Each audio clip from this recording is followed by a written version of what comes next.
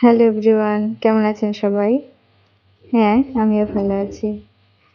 দেখতে দেখতে দেখেন শীত কিন্তু চলে আসছে।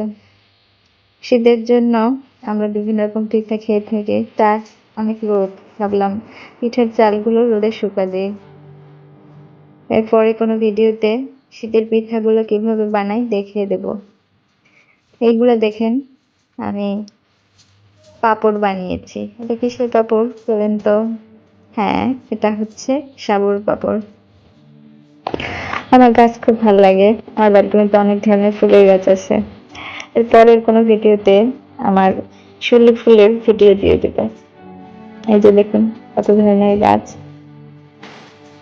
আমার পাশের বিল্ডিং এও দেখেন ছাদে অনেক ধরনের গাছ।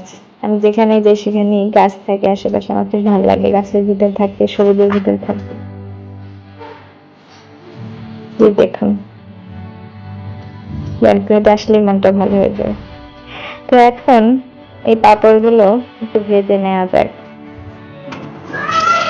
দেখুন দেখুন পাঁপড়গুলো কিভাবে ফুলে উঠছে। আপনারা কিন্তু অবশ্যই রোদে খুব টাটকা করে পাঁপড়গুলো শুকিয়ে নেবেন, না হলে কিন্তু ফুলতে যাবে না আর টাটকা হবে না। তো টাটা বন্ধুরা, আজ এই পর্যন্তই। ভালো থাকবেন।